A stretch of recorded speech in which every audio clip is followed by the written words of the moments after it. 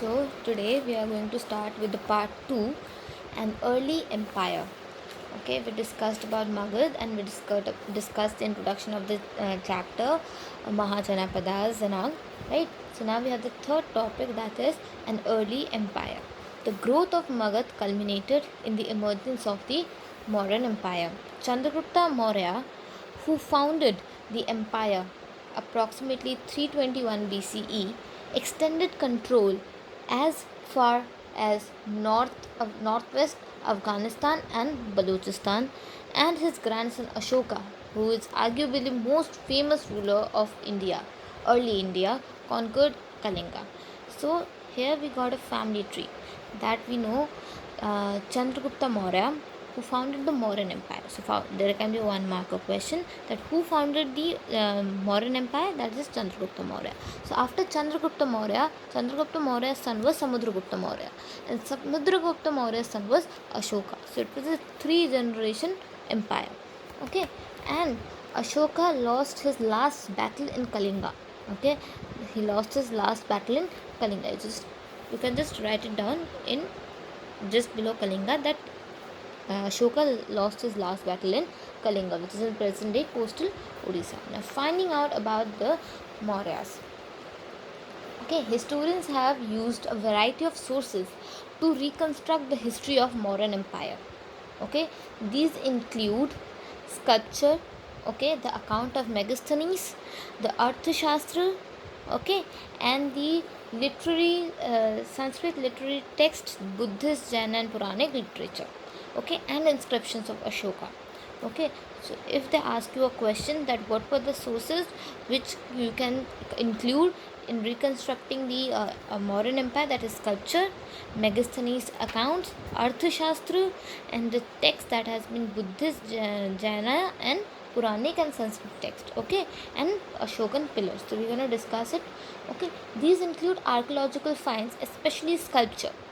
Also valuable are contemporary works such as the account of Megasthenes. Who was Megasthenes? Megasthenes was a Greek ambassador of the court to the court of Chandragupta Maurya.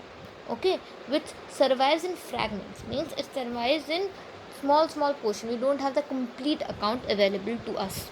Okay, another source is often used in Arthashastra, okay, which was probably composed by Kautilya and Chanakya. You must have heard about Chanakya Niti. Okay, so Chanakya was a great person who was considered to be one of the wisest men, okay, in ancient Indian history. Okay, Arthashastra, okay, traditionally believed to be the minister of Chandragupta Maurya. Okay, beside the Mauryas are mentioned in later Buddhist, Jaina, and Puranic literature, as well as in Sanskrit literary works. Okay, so this is the third point, sorry. Okay, while these are useful, the inscriptions of Ashoka, which was written approximately 272 to 232 BCE on rocks and pillars, are often regarded as amongst the most valuable sources. Okay, so these are the sources. You're going to write this paragraph and they ask, tell some factors which are responsible for reconstructing the Mauryan history. Okay, then the next paragraph talks about the Dhamma. Okay, Ashoka was the first ruler who inscribed his messages to his subjects and officials on stone surfaces. This is a one marker question. Many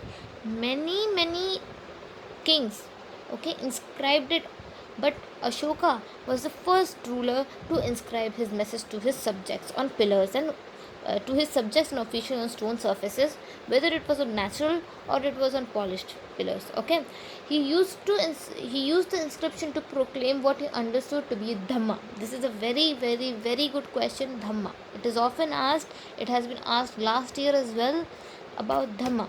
This included respect towards elder, generosity towards brahmanas, and generosity towards those who renounced worldly life, treating slaves and servants kindly, and respect for religions and traditions other than one's own. Okay, so they ask you a question, what is Dhamma? You're gonna write these 4 points that has been given. Okay, What is Dhamma? You're going to write this 4 point. This is what is Dhamma. Okay. The next topic 3.2, administrating the empire. There were 5 major political centers in the empire. Okay, the capital Patliputra that we already studied, and the provincial centers of Takshila, Ujjaini, Tosali, and Survanagari. Takshila, you know where is Takshila? Takshila is in Punjab Pakistan border right now. Okay, Ujjaini is Ujjain.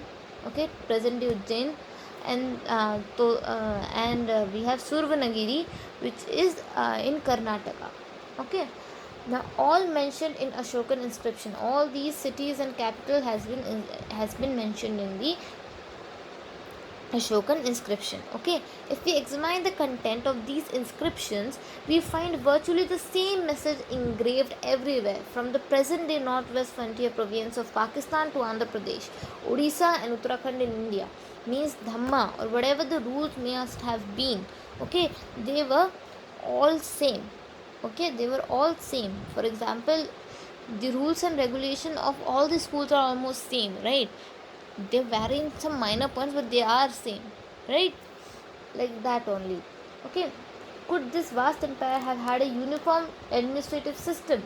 Historians have increasingly come to realize that this is unlikely.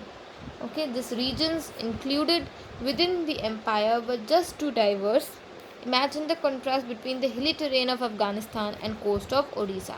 Okay, so they say that this is very, very unlikely. This is almost impossible to have a uniform administration because Mauryan Empire was expanded to a great extent.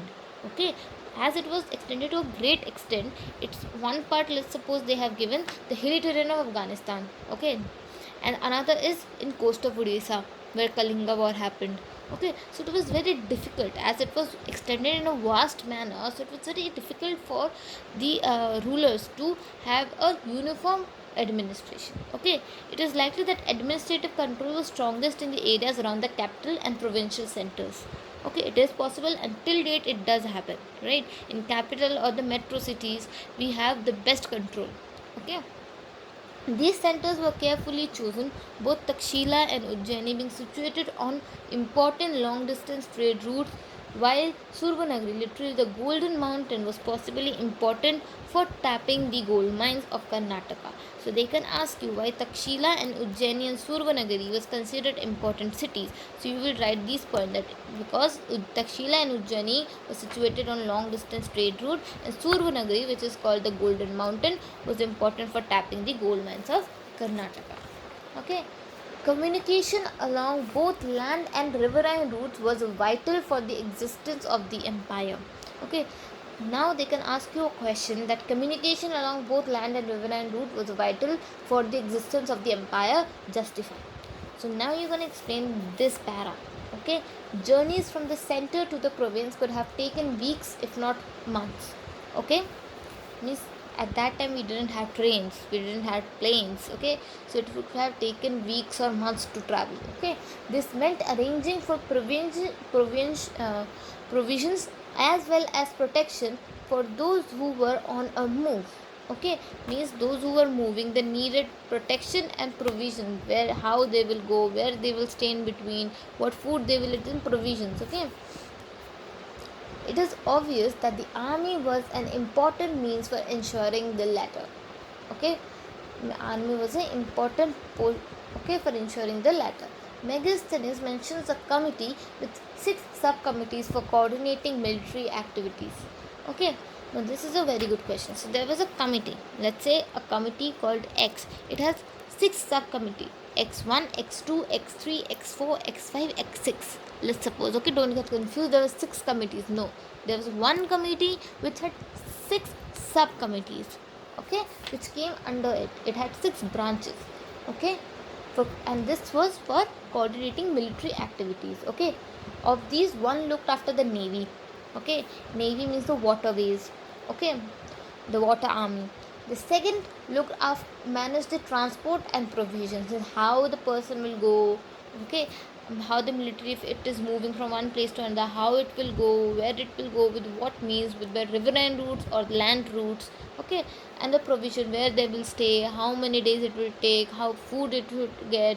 Okay, the third was responsible for foot soldiers. Foot soldiers means who fight in foot. Okay, or the foot soldiers means what they're gonna eat, what they need, what are their requirements, what the weapons are needed.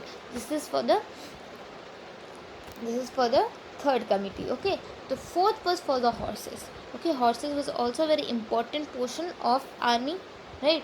So fourth subcommittee looked after the horses. The fifth subcommittee looked for the chariots. Chariot means, you have seen the cabinets or carriages that kings used to take, chariots. Okay, that how many chariots are there, what they will do, how to move, how to clean, how to manage, how to maintain. Okay, all this. And the sixth was for elephants. Now elephants, the significance of elephant was not only in army, okay, but also it shows how powerful was the king. Okay, because elephant is only comes in work either for only for war, for king at least. Okay, so it shows that how much money does king have that he could feed such a big elephant, right? So it also showed some power. Okay, so for the sixth subcommittee showed the looked after the elephants. Okay, the activity of the second subcommittee were rather varied, arranging for bullock carts to carry equipment, procuring food for soldiers and fodder for animals, and recruiting servants and artisans to look after the soldiers. Ashoka also tried to hold his empire together by propagating Dhamma, the principle of which, as we have seen. Okay, so it says that Ashoka also tried to maintain or to plunge his empire through propagating Dhamma. You know what was Dhamma, right? We discussed Dhamma. The Dhamma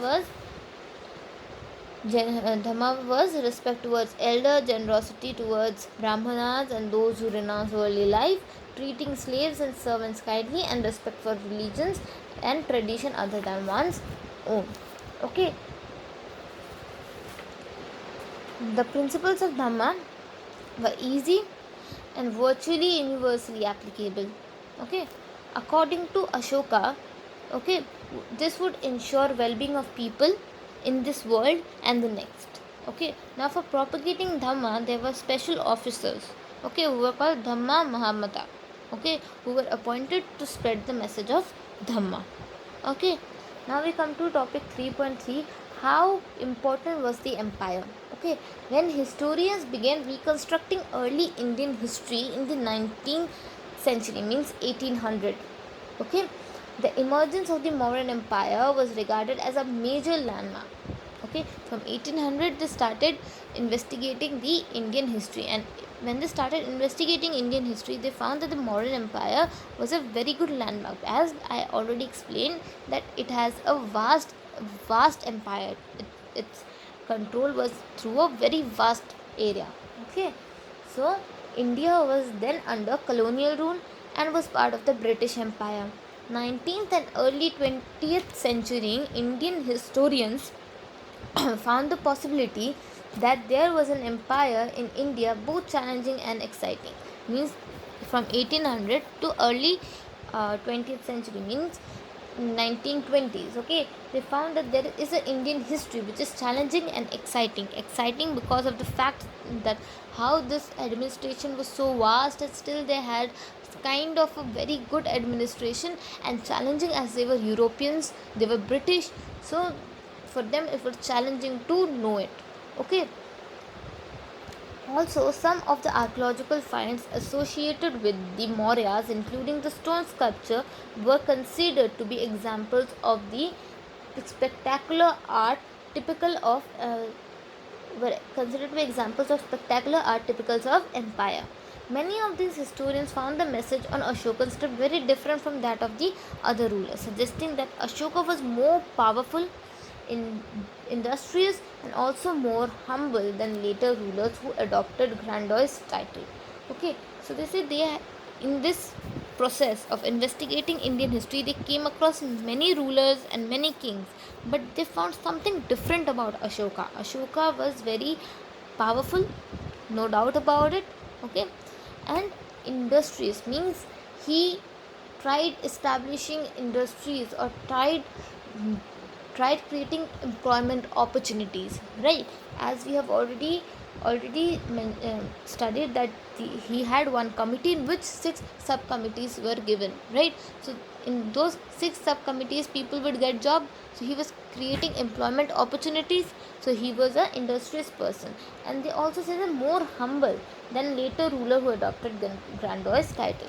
He was also humble. We have initially in the chapter, in the very beginning of the chapter, we saw that Princeps saw a mention of a king called Piyadasi, pleasant to behold, right? So this was Ashoka. Ashoka was humble, that's why he was considered as Piyadasi, pleasant to behold.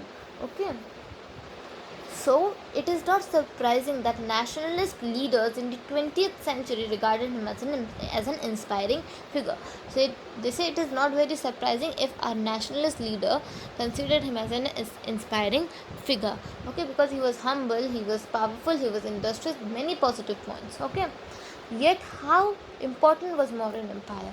Okay, it lasted for about 150 years, which is not a very long time in the vast span of history of the subcontinent. It says that it lasted from 150 years, which is not a very long time.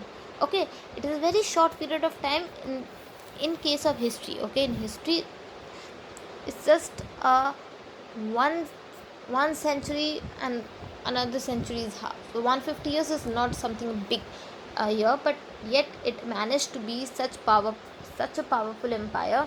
Okay, uh, we can also notice from the map that has been given to you on page number 33, if you see that uh,